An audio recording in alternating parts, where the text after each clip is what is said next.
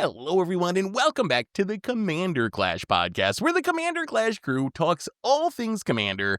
And this week, we are talking about the most unique commanders in the entire format, what you can do with them, what makes them so unique, all that good stuff. So that's the plan for today. But before we get into that, we got a crew to introduce, and we'll kick things off with Budget Commander, probably better known as Tomer. How you doing today, Tomer?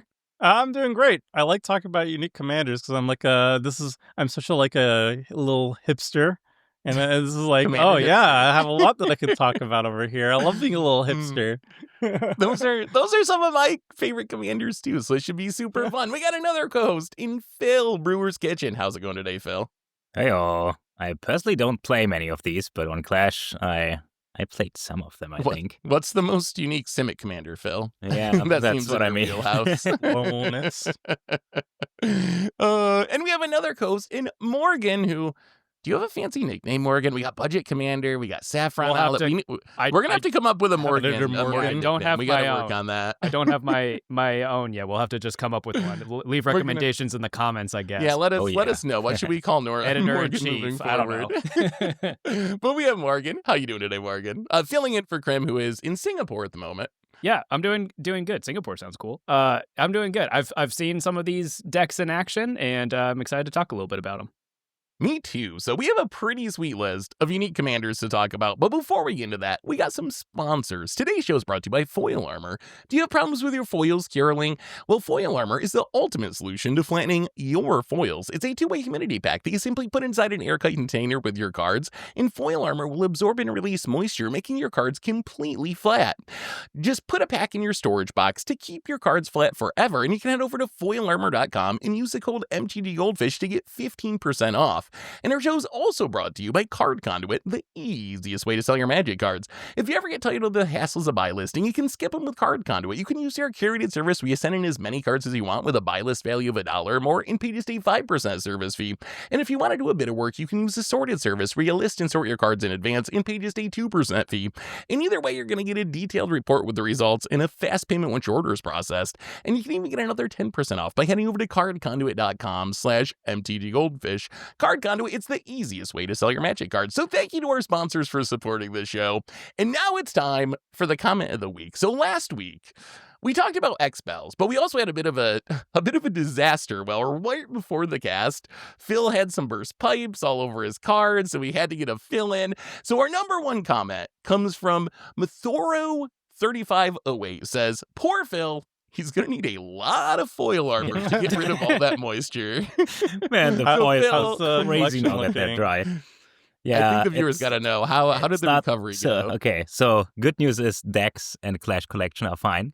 So none of you are going to ever notice all of this. But like the bulk and sorted rares and mythics of all the packs I opened are like 99% gone.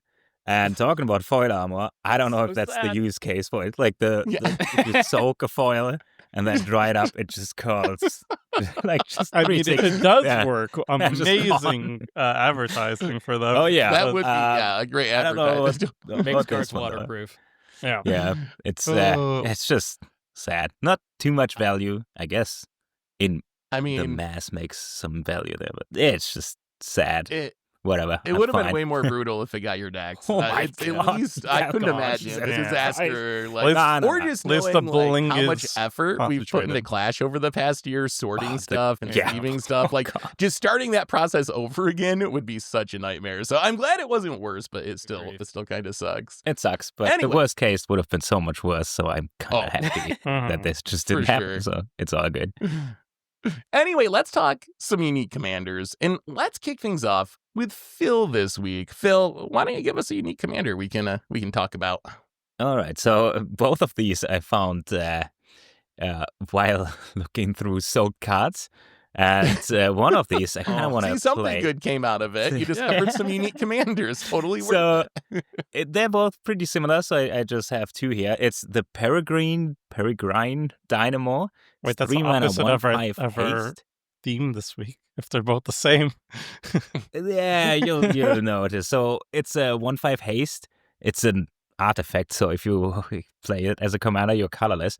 Copy for 1 mana and tap. Copy target activated or triggered ability you control from another legendary source that's not a commander. You may choose new targets for that copy. Okay. And the other one is Ashnod the Uncaring. It's I think 5 mana. Yeah, 5 mana, 1/4. Death Touch, and whenever you activate an ability of an artifact or creature that isn't a mana ability, if 1 or more permanents were sacrificed to activate it, you may copy this ability. So both copy abilities, but both with very specific conditions.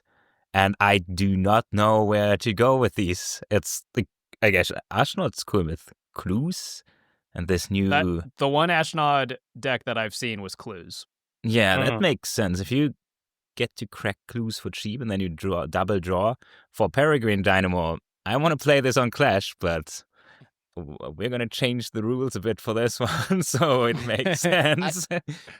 I feel like, so Peregrine Dynamo, it's such a cool card, but I always just get stuck on the fact it's colorless. I feel like that's like the huge restriction, right? Like if you could play this in the 99, it seems very interesting, but it's just hard to get a ton of colorless legendary sources in your deck that makes sense. As well. Why? Yeah, that makes it harder.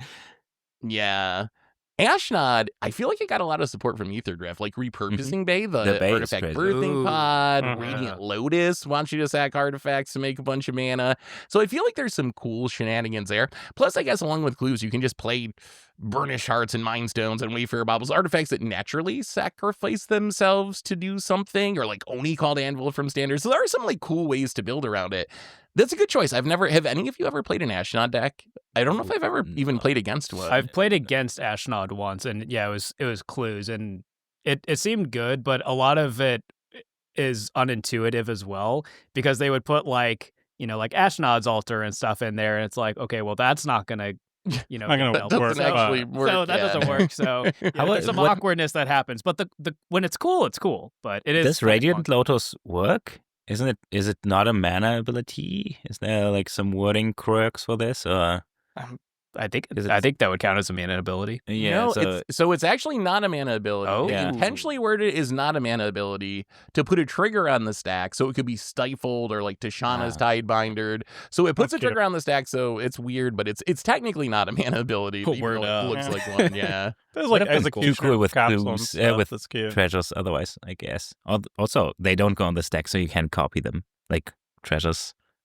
It's a nice take on artifacts. It's Grixis artifacts, and it leans into like the Rakdos-y part of artifacts where you're focusing on the sacrifice aspect of it. And yeah, you can't do like extra busted. Like the most busted stuff is obviously like Karklon, Ironwork, stuff like that. It doesn't work with those things. You actually have to work a little bit harder for it, which is very interesting. I like that they actually put that restriction, even though it's a more complicated that way. Ashnod is 5 mana, but at least not once each turn, and not what would be no tap or something. So if you can go off with it, it's good. I don't know. Let us know in the comments if you have crazy synergies. It hasn't been on Clash yet, has it? That was part of my criteria for picking commanders, is I intentionally looked for cards that I wasn't sure had been on Clash before. I almost feel like we're going to have to do an episode at some point with the most unique commanders now that we did this podcast to like show off some of the most interesting ones we talked about, because it seems like it could be cool. Yeah, let us know about Ashnod. It seems definitely sweet. Peregrine Dynamo, Phil, you mentioned breaking the rules to play it on Thrash. How would you break the rules for this card? Or is this a surprise for the future? Well, we're going to see. I'm kind of working on how we do this premise. Figuring out how to do it. All right, let's keep moving on. Let's move on to another unique commander. Tomer, hit us with something unique. All right. I'm bringing out a pretty easy one from my own collection over here. It's my baby, Toshiro Umezawa. Toshiro says it's a 2/2 for 3 mana black, 2/2 of Bushido 1. Not important. Let's ignore that part. Whenever a creature an opponent controls is put into a graveyard from play, you may play target instant card from your graveyard. If that card would be put into a graveyard this turn, remove it from the game instead. So this is basically mono black Spellslinger, but more specifically mono black Instance Matters, which is like very, very unique in Mono Black. Mono Black doesn't really have much in the way of Spell Slinger. I think it's just not an archetype that they support. But then the added thing on top of that is that you also have to focus on instance only. And so you're kind of like stuck with a mono black deck in an archetype that mono black doesn't support, and then you have to figure out how to actually utilize it properly. But like the end result, it's like is actually my strongest deck, because you could do stuff like cast a removal spell, and then a creature will die, and then you can cast a removal spell again and just like double value those things. But you could do more fun stuff outside of that. Like if you wipe the board, for example, or you make everybody sacrifice a single creature with like Liliana's Triumph, for example, you can like Liliana's Triumph, get 3 Toshiro triggers, cast like Dark Ritual, Cabal Ritual from your graveyard, then cast like a Thrilling Encore, get all the creatures that were sacrificed to sway this turn and get them all back onto the battlefield.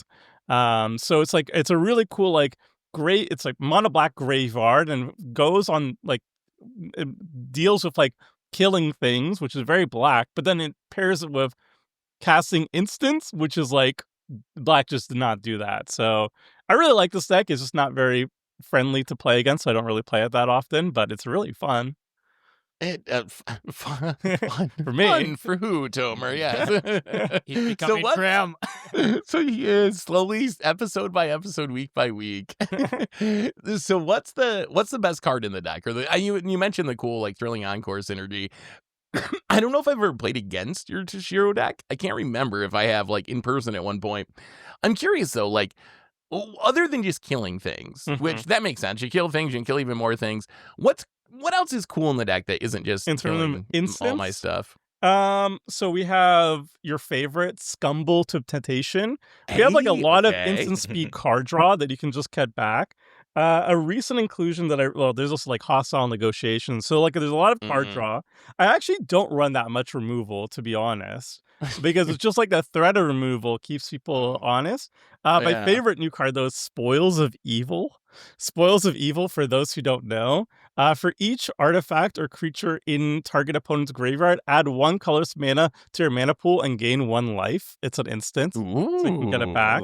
Thrilling Encore is like Thrilling Encore is my favorite. Cool. Also, one cool thing is like Imp's Mischief. If like somebody's targeting Toshiro or something with a targeted spell and I want to redirect it, I could kill something, then Imp's Mischief from the graveyard and like redirect the spell. So there's like a lot of there's a lot of really cool things, but yeah, I don't get to play too often because it's kind of unfair against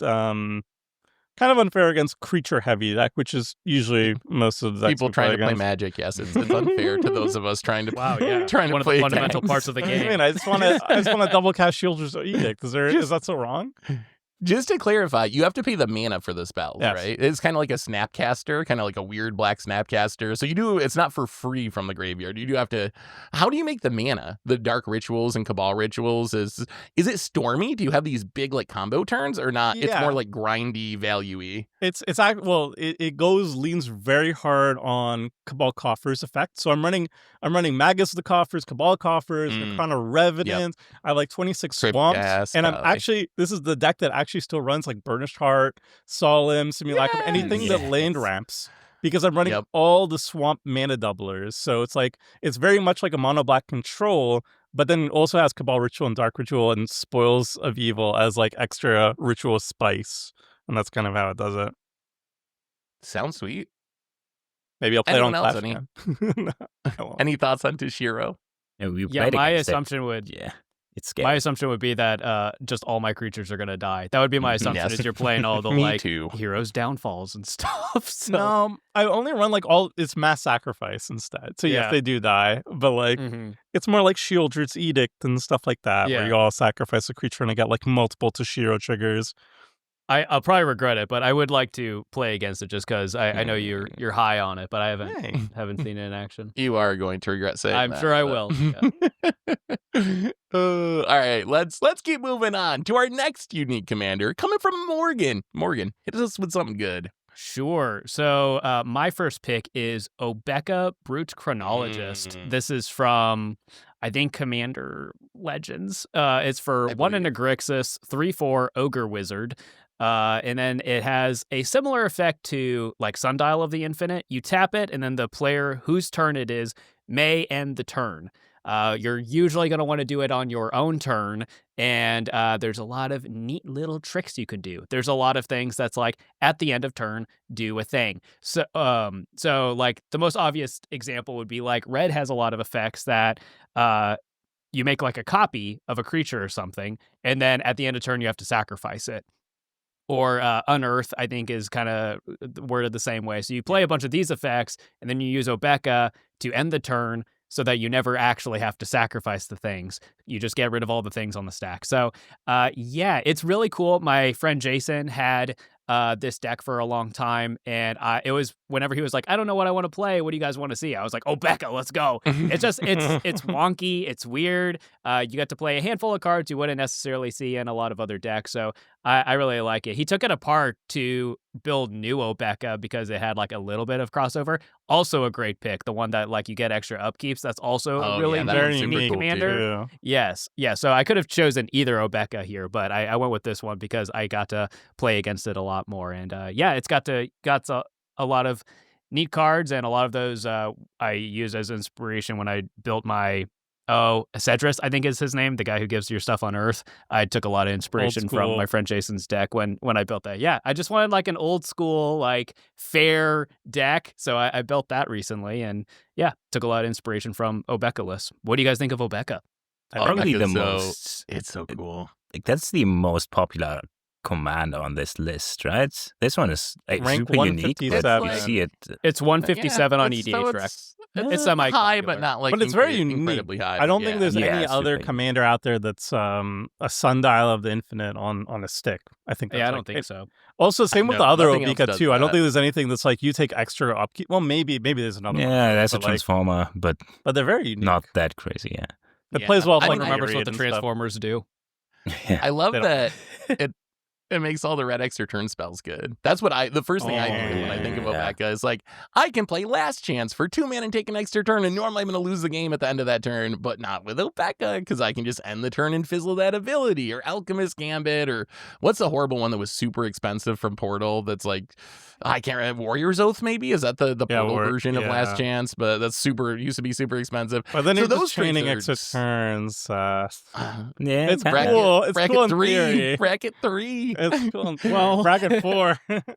No, bracket 4. Yeah, oops. It is also funny that you can have someone else have the option to end their turn, and I feel like there's something fun that you can do there to like, oh, you want this to happen, you want to not use your turn, but I haven't ever seen that in action. But it is funny that is an option on the card.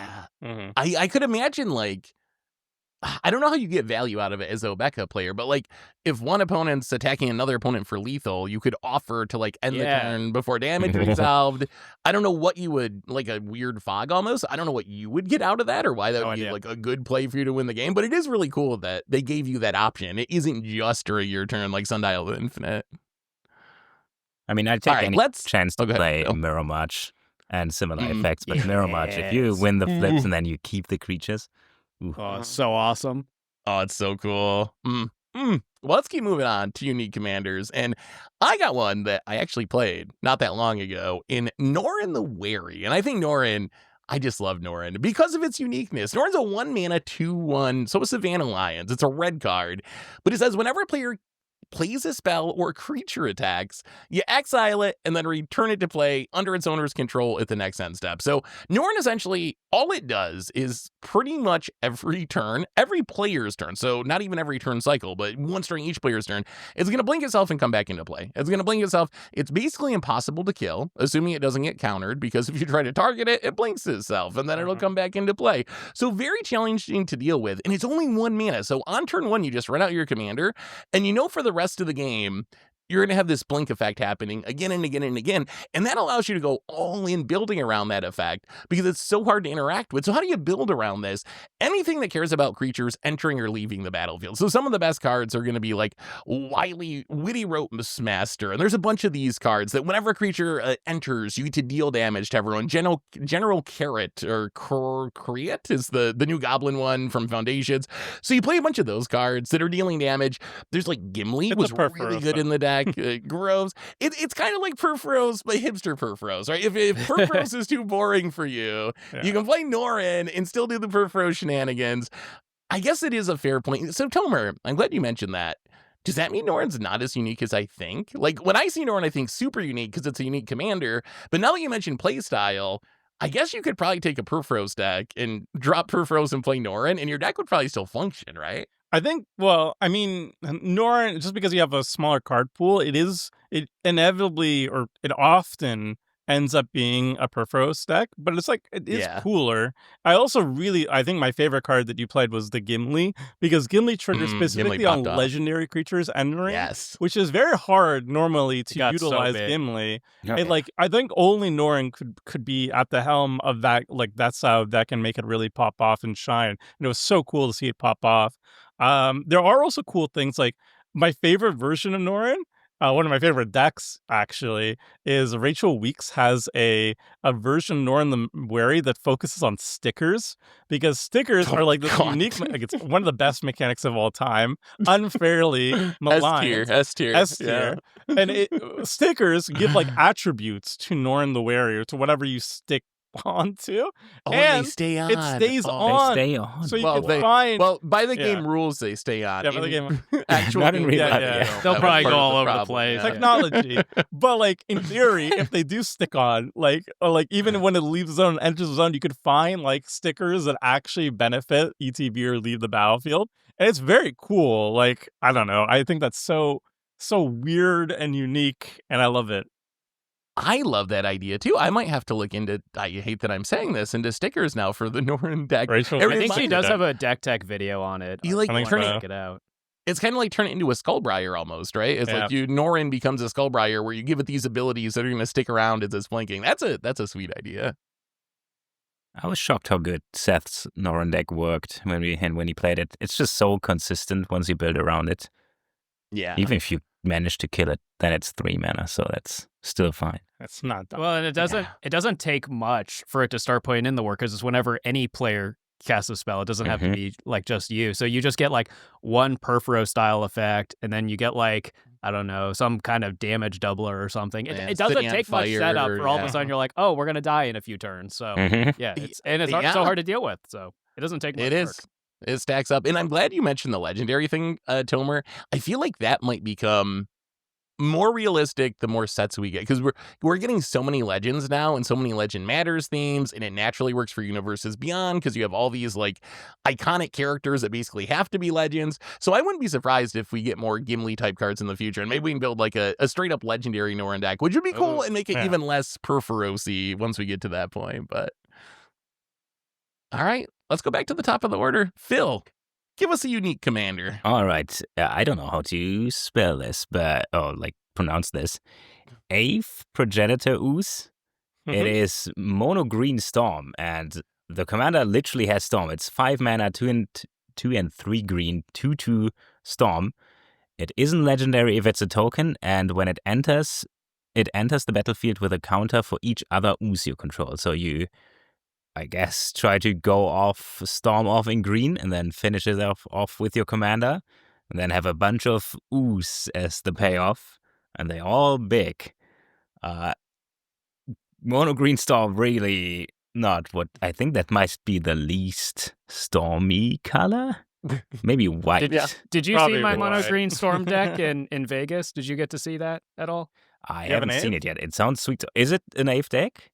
It's not. It's Nylea, and it's kind of cheating because it plays a bunch of like the colorless, like 0 and 1 drop creatures, so it's kind of not as all in as this is. But this was a card I had considered just because it seems like a decent like fit. Yeah, it's a good payoff for getting to go off and get some big bodies on the board. But I could see this being just a good commander for that style of deck, or just like value in Ooze. But yeah, mono green storm is a ton of fun because people are just like, didn't expect that. Yeah. Oh, it sounds super cool. I guess 0 drops work, but otherwise you can just ramp, and then draw, and cast, just do green things. Yes, that's also an option. Yeah, at some point you storm it off just because you get that much value. Problem is the payoff is kind of whack. It's a big Ooze. So It's good if you have haste, right? Like, Yeah. it's kind of whack if you just storm off and you're like, okay, everyone, please don't wrap me because I have like 500 power oozes over here. But like, At if least you have do like have, like, important heroic crossroads or intervention. something, that's true. You have protection for it. Also, there's probably the best Slime Against Humanity deck if you're one of those degenerates who likes to play any number of a card. I feel like Yep. it's really good for that. It's funny, if you look on EDH Rec, most people play as a Ooze commander rather than a Storm I love commander. If that. you just go by how they classify stuff, they're just like, I'm going to play all my Oozes, and maybe Respect. Eve makes like one copy of itself or something, but it's good enough. I It's want to good play enough. with them. I want to see an Ooze deck in action. It's just so fun. Honestly, the text, it is legendary if it's a token, is super unique. Like, you can copy it a Parallel lot Lives, if you doubling want to. season. Yeah. Oh, I is think a this Storm card in a finally the command deck for sound. doubling season because it has the tokens and the counters? Is this I would. Does finally it the doubling create- season? I would. Yeah. Wait, I it mean, I works play with doubling season everything. Do you, Tomer? Would you play doubling season? Because you're the hater. Yep. You would play in this when deck, you yeah. cast I mean, this I'm spell, already copy playing it for- Aeve. I might as well go full Hail Mary, right? Like, Just let me literally, what? it's Storm. It's like, Wait, I don't know if doubling season works with this. Copies become tokens. Oh, that isn't actually, created. so- but at least So you it get the should +1/+1 work with the- Might work. counters. with I I take it actually back. believe this doesn't work because I just learned this in Standard with New Elspeth and some of the Jeskai stuff from Tarkir Dragonstorm that like makes a permanent token copy of something. It doesn't trigger those effects because of some Bummer. weird I rules. take it quirk. back then.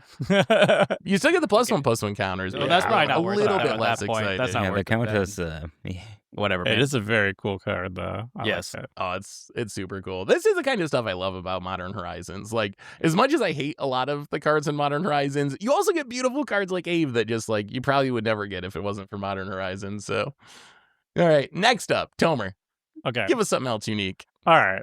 This is definitely my topic of like old school commanders that should have never worked and kind of warp your perception of what the format could be. And I remember like when I was introduced to Commander, this was like the one that was like my brain just exploded. I'm like, what? You could do this in the format? It's a Mishra Artificer Prodigy. So it's a 4-mana Grixis 4/4 legendary creature, human artificer, and it says whenever you cast an artifact spell, you may search your library, or you may search your graveyard, hand, and or library for a card with the same name as that spell and put it onto the battlefield. If you search your library this way, shuffle. Now, obviously, in Commander, we're 99 card singleton. So when you read this, you're like, well, I get to search my library for another card with the same name. That doesn't do anything for me, obviously, because it's a singleton. But people far more clever than me, when I started playing, were like, no, we can actually do some really like weird shenanigans with this and actually turn that into an upside. So there's like cards like, I think it was called, let me pull it up. Blood Funnel. Yeah. Blood Funnel is a very obscure, like this is an enchantment you'll only see here. It's a 2-mana black enchantment that says non-creature spells you play or cast cost 2 less to cast. And whenever you cast a non-creature spell, counter that spell unless you sacrifice a creature. So obviously, the 2 mana, it's like ramp, right? Like if you're an artifact deck, you're going to have a lot of non-creatures. For 2 mana, you have like this great ramp engine, but then you have to counter the spell. So like the way it works is you cast a spell with Mishra. Mishra's trigger goes on the stack, and this goes on the stack. You will let the Blood Funnel trigger stack resolve first. You let your spell get countered. Then Mishra says, hey, let me search your library, graveyard, blah, blah, blah, to find that same the card with the same name. You go into your graveyard, you grab the card you just countered yourself with, and you put it directly onto the battlefield, which is hilarious. And then next level, Possibility Storm. I don't like Chaos, but I will make an exception for this one. Whenever anybody casts a spell, you exile that card, and then you cast another card randomly from your library, essentially. So like you essentially counter the spell that you cast. You get another spell for free, and then Mishra's like, oh, let me wait a second, let me go back into your library, grab the card you cast, and put it directly onto the battlefield. And Nether Void 2, which is also kind of stacksy. But you know what? I love it. It's like Oh. so like it breaks the notion of singleton. It's a stack though. That's a downside. I would never actually play it.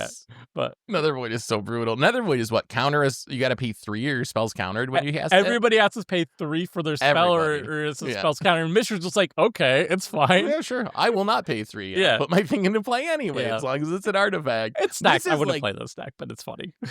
It is, well, it doesn't have to be stacks, does Oh, it? come on. Like You're not going to run the Possibility Storm? Possibility Storm is Possibility Storm stacks. That's It's chaos. not stacks. Yeah, I it's not feel like- stacks, I feel but like it is Possibility- chaos. Nether Void, that's clearly like kind of stacks and people out of the game. This is one of the first cards I think of with unique commanders because it's a card that they made before Commander was a thing, and the way they worded it, it's like looks like it just should not work in Commander at all. Mhm. Like Tomer It was said, when not you made read for this Commander. card, you're like, there's no, how would I ever play this in Commander?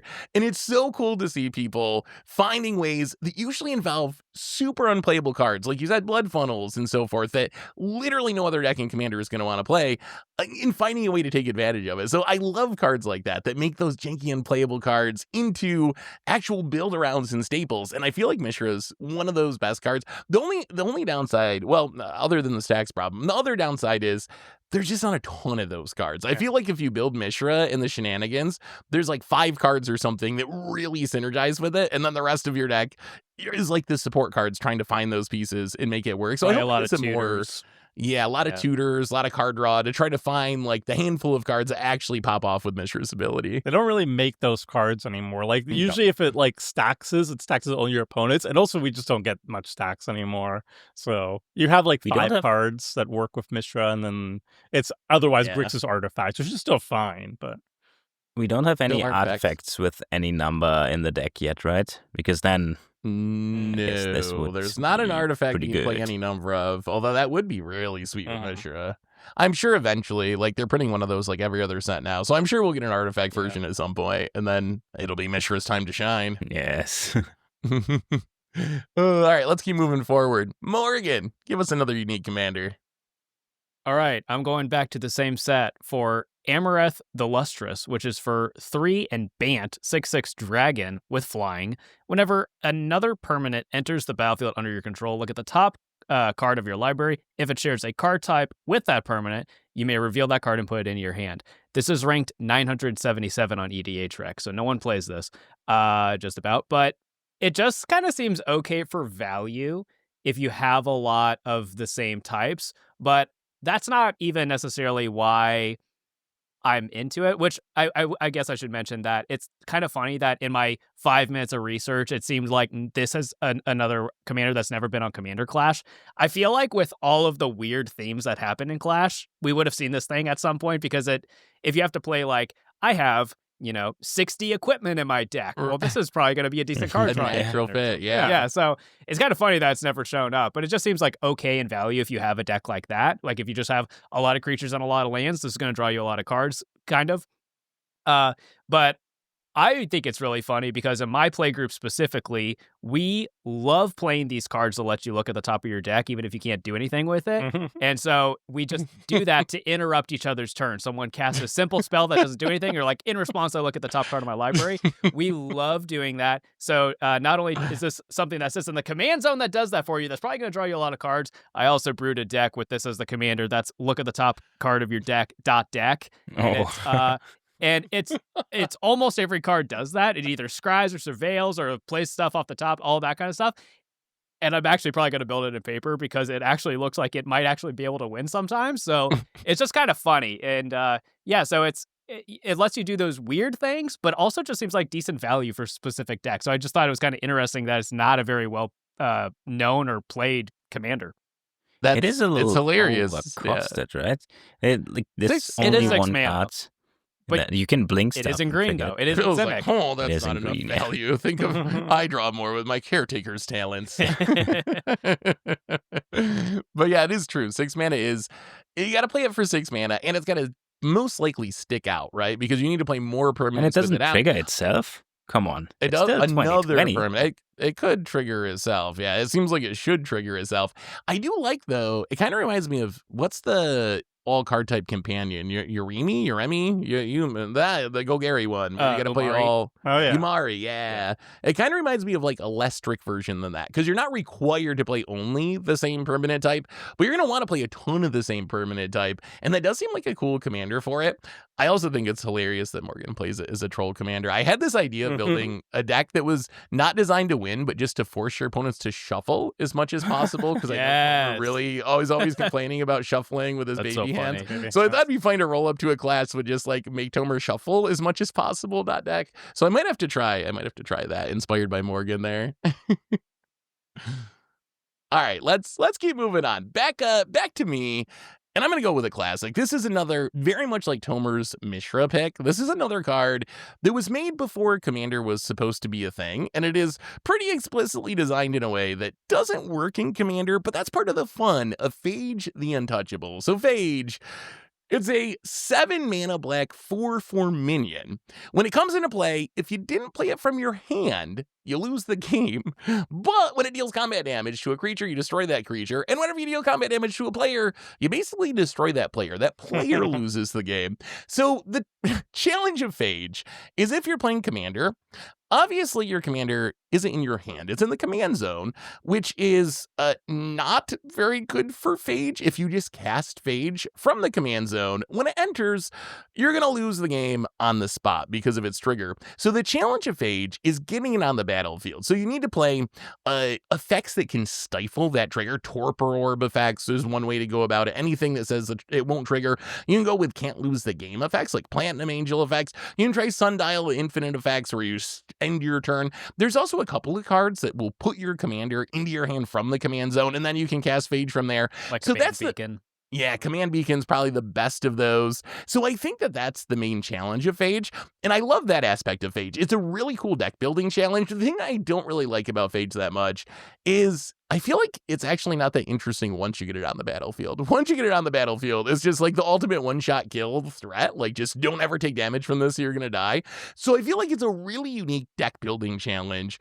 But then once you play the Phage deck, it's kind of like a black deck with a commander that you really don't want to take a hit from.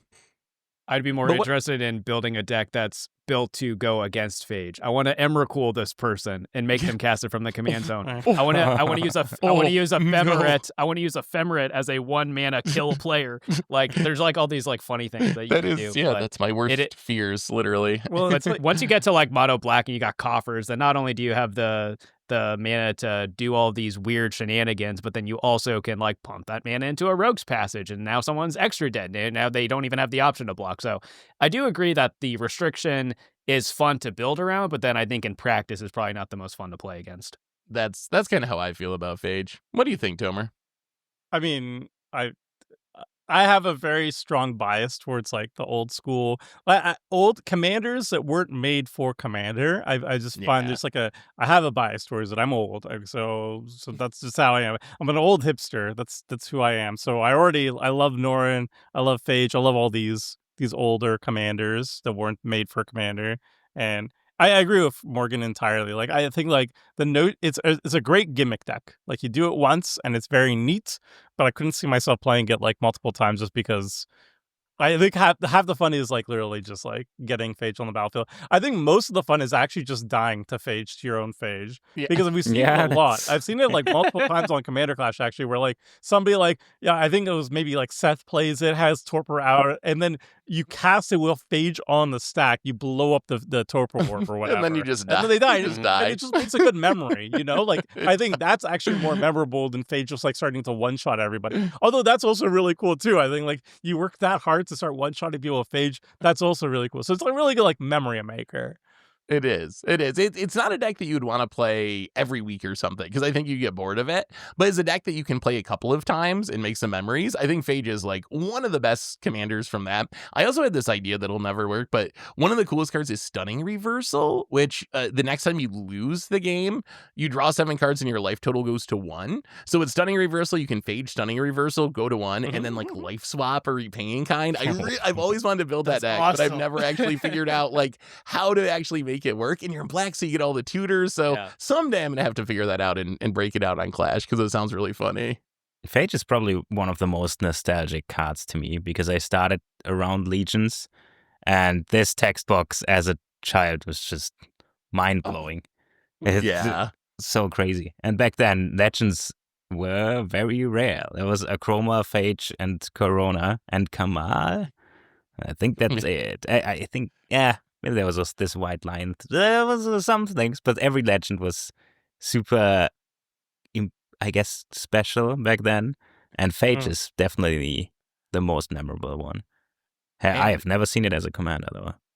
It's also hilarious that I'm pretty sure the restriction was when they printed it, they were afraid people would reanimate it, which today, thinking of someone reanimating Phage, I'm like, oh, yeah, sure. Like, there's so many scarier cards people reanimate. But back then, they were so worried that someone would reanimate it. They had to put that restriction on it that you lose the game if you reanimated it. And that ended up making it one of the most unique commanders like 25 years later, which just a weird quirk of Magic history. But let's keep moving on. Phil, what do you got for us as far as unique commanders? And this might be the last round, so pick a good one. Yeah, I played this one, and it's quite the text box. So, Magar of the Hidden Strings, 3 mana, 3/3. It's a Minotaur Performer for 3 mana. Oh my, the fact that this is not silver bordered. It is from a silver border set, but okay. Note the name of target instant or sorcery in your graveyard and put it onto the battlefield face down. It's a 3/3 creature with whenever this creature deals combat damage to a player, you may create a copy. You may create a copy without paying its mana cost. And if this creature would leave the battlefield, exile it instead of putting it anywhere else. So for 3 mana, you reanimate an instant or sorcery, which is, I'm pretty sure, the only time you can do this. And I played this, and the deck itself is just Rakdos big spell slinger, but the way you do it is so unique, and it was very fun to play, and the deck list. It plays some crazy cards. So what was your actual plan then, Phil? So the idea, if you're building around Magar, you want to get this spell in the graveyard, use your commander to get out. Are you playing like haste stuff, unblockable stuff? How do you get in the hits with the 3/3s? Because you got to deal combat damage, right? So was that part of the challenge of building around it? Is like, how do I actually get in with this? I'm pretty sure I focused on getting big spells first, and then I don't know, Rogue's Passage or something. Get in eventually. Such Access a long Tunnel way to get there. works. Just make sure nobody this one blocks. works with Access Tunnel, yeah. Yeah. It is just, there's way better ways to reanimate. Like, you could just play Mythic's Mastery and reanimate all of them. But then you have to sit there for 3 hours resolving it. True. Cool. At This least is with such this, you never resolve any of the spells. That's why Infinity is so good. Yeah. This is so unique. I love it. It's like, yeah, sure, it's not the you can probably cast big spells for free easier other ways, but like, you reanimate an instant or sorcery, or what? That is so cool. What? And then then you like cast like a Brass's Bounty or like Full Throttle, and then or in Garrick's Wake, you just blow up anything else in your path and stuff. It's just so cool. It's so neat. So just so it's clear, you played this deck, right, Phil? It is it is one of the neatest, most unique cards. So if you hit with a 3/3, you don't have to sack it or anything. You just you can keep doing it just turn after turn when after turn. When it deals combat damage to a player, you may create a copy of the card with the noted name. With the noted name. Extra combats. Extra combats would work. Throttle, double so combats. Yeah. Super fun. Wait, what a cool card. Don't you just go infinite? If you have a Full Throttle that's face down under there, wouldn't you just get infinite combats? Because if you get infinite hits, once it's unblockable. This card actually seems, I might have to build around this. I don't think we've ever seen us on Commander Clash before. So Phil did play it on Clash. Yeah, Phil did. Oh, did you? He did play it on Clash, but it underperformed. It underperformed. So it might need to come back someday. Revenge Week. We might have to bring it back for Revenge Week. That is a good choice. I forgot about that card. You just have to make sure that there's extra what's it called? It doesn't work with all extra combat spells. is what I was going to say. Oh, because they have to be, if they're cast, a lot of them have to be cast during main phases. Right? Exactly. So if it's something that says during your main phase, so that is worth keeping in. I should check Full Throttle because maybe we're leading everyone astray because it might be that Full Throttle actually has that text. Yeah, it's actually true. Possible. After this main phase. Oops. Yeah. So, well, maybe that's a good thing, though. It might be a little too easy to go infinite with if you could just pop up with all these guys. Or something. Yeah, if you have a creature that wipes everything when it hits, I think that's enough. Yeah, if your janky commander is looping infinite combats, that's all of a sudden not janky anymore. That's just like a legitimate game plan. Then it's just a good commander. Yeah. All right, let's keep moving forward. Tomer, give us another unique commander. This is another deck that I own. It's Selenia Dark Angel. Yeah. So Selenia is a 5-mana Orzhov, 3/3 flying, and it counts as an angel. That's good to know. This is from the before times in Tempest. You can pay 2 life as an activated ability to return Selenia to its owner's hand. Now, the 5-mana 3/3 flyer, that's already respectable, I guess. And you could save it from removal for paying 2 life and bouncing it at instant speed. But the really cool thing about this, and the reason why it's a really exciting commander, is you could actually, since it's an instant speed activated ability, you can hold priority and respond to its own activated ability to keep losing 2 life and losing 2 life and losing 2 life as many times as you want. And so this is like a 5-mana way in the command zone that you could actually just lower your life total as much as you want. Well, you have to be like an even number, really. And so this deck, I built it basically to build a repaying kind deck, as Seth was alluding to of his own deck. So there's Repaying Kind, where you can lower everybody's life total to your own. Profane Transfusion, you swap your low life total with somebody else's high life total, and you get like a big beastie. Axis of Mortality does the exact same thing too. You could even like go to the negatives as well. Like you have like Phyrexian Unlife or something like that. And then you like Repaying Kind, so everybody's now at negative life and they all die, but you live because of Phyrexian Unlife. Pay below. You negative. Can't pay. You can but go. No, you if you have an even amount of 0. life, if you have an even amount of life, and then you can do a 2/0. That is a good point. But yeah, you can't go actually to -1 with that. That's true. And there's also like cool things like there's Fateful Hour cards, which only activate or have extra abilities when you're at under 5 or less life, and they just become super cool. And I also run Stunning Reversal as well in this deck, and I also have an alternate win condition. Near-death experience. Yes. At the beginning of your upkeep, if you have exactly 1 life, you win the game. So you could do like you're trying to do shenanigans with this life loss. You're trying to turn it into a win condition. I think that's super super fun. And again, like it's an old commander. It wasn't made for commander, obviously, and yet it shows up as like a cool way and a very unique way of like making certain cards work very well. Yeah, I played this on my gameplay series with my friends recently, and it was a near-death experience combo deck with the backup plan of doing life swap shenanigans, and it's super fun, and I love this commander.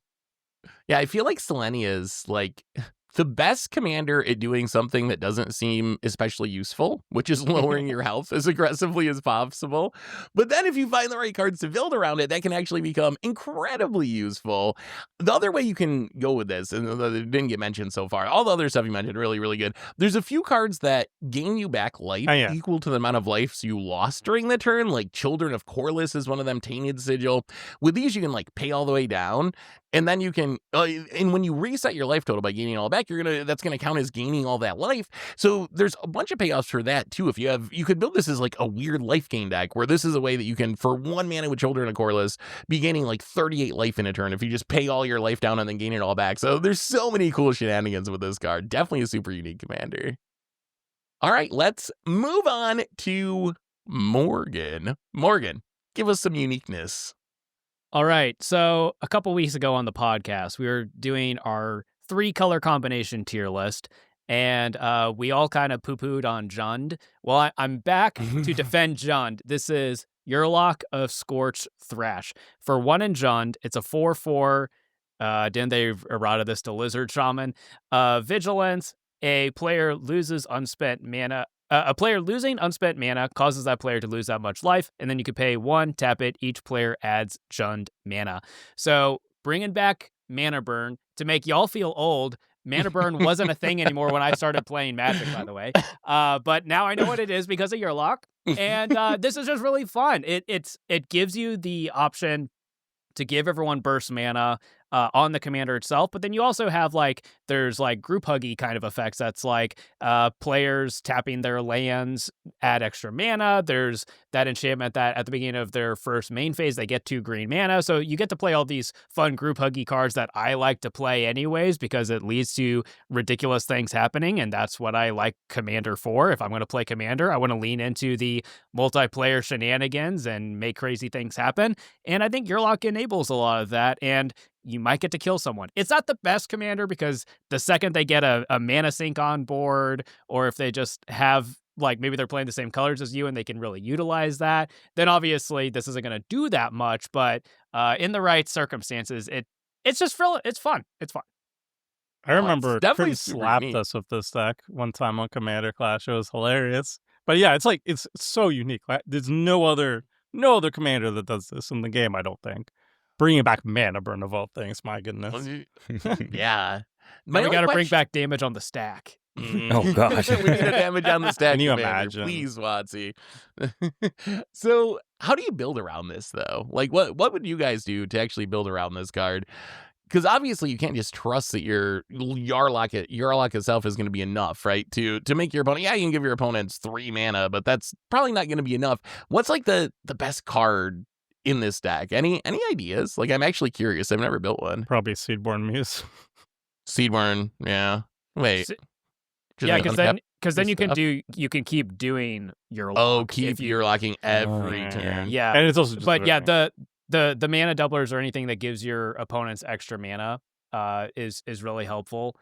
I guess you probably just need to pack a decent amount of removal as well, just to make sure that if they get a mana sink, that you can get rid of it so that they can't utilize the mana.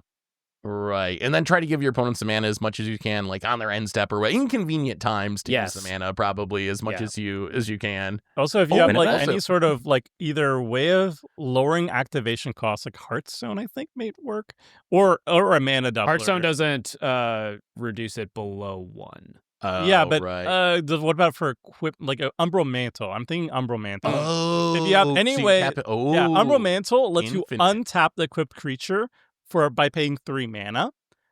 This is awesome. and then you can tap. You have to pay 1 and tap Yurlok and make 3 mana. So you're down. You're netting. There's a net loss of 1 mana. But if you have any way of adding 1 more mana to that, either with a mana discount effect on the activated ability, or mana doubling effect, or doubling the activated ability with Illusionist Bracers or something like that. Yeah. There are ways of, or maybe not Illusionist Bracer. One of the things. But anyway, there's a lot of ways to go infinite with Umbral Mantle. You just have to work a little bit hard for it. And then you just combo kill, right? Because you give your opponents infinite mana, unless your opponent can somehow spend infinite mana on their end step. It does hurt you too, so you need to make sure that after you create this loop, that you can then put that mana into something else. Because it does hit you too. So it's an extra puzzle piece. So it's a combo deck, but it's it's so many pieces that it's kind of fair. So you could probably use something that lets you keep the mana, right? The Omnath, green Omnath, where you get to keep your mana through steps and phases is the last piece. Also, other card I thought of, Radiant Lotus. I know twice in one episode. I love that card. But it technically is target player adds some mana. So you could sack all your artifacts, make someone else make I was why would they put that on there? But maybe it's for Yurlok. You gotta have a Yurlok combo. This commander would make you play more. It's so unique, so cool. It is, yeah.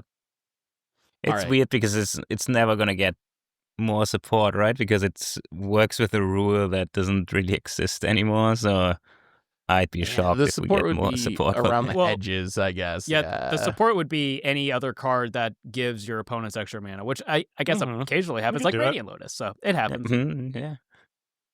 Well, I saved the best or the worst for last. We've talked about a lot of old, cool, unique commanders, but now we're going to talk about the newest unique commander, and that is Deadpool trading card. That is actually the name of this trading card.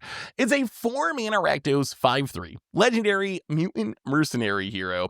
It says when it enters, you may exchange his text box with another creature's, and then his text box is at the beginning of your upkeep, you lose 3 life, and then you can pay 3 and sacrifice it to have each other player draw a card. So essentially, you play Deadpool as your commander, you play it, whatever your opponent's creature has the best text box, you link that on Deadpool, and then your opponent's going to have the negative text box of losing life and having to pay 3 mana and sack it and let everyone else draw a card to get rid of that text box. And then if they, I guess even sacking it doesn't really do anything, right? Like if your opponent sacks it, you still have their text box with the Deadpool. Well, if you replay if it's like a commander or something, you replay it will have its own text box again.